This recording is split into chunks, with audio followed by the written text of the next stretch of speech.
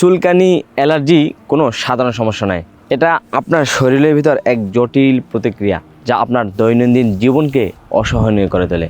অনেকেই মনে করেন শুধু ওষুধ খেলে মনে হয় সমাধান, কিন্তু বাস্তবতা অধিকাংশ ক্ষেত্রে সাময়িক উপশম দেয়, তবে স্থায়ী সমাধান নয়।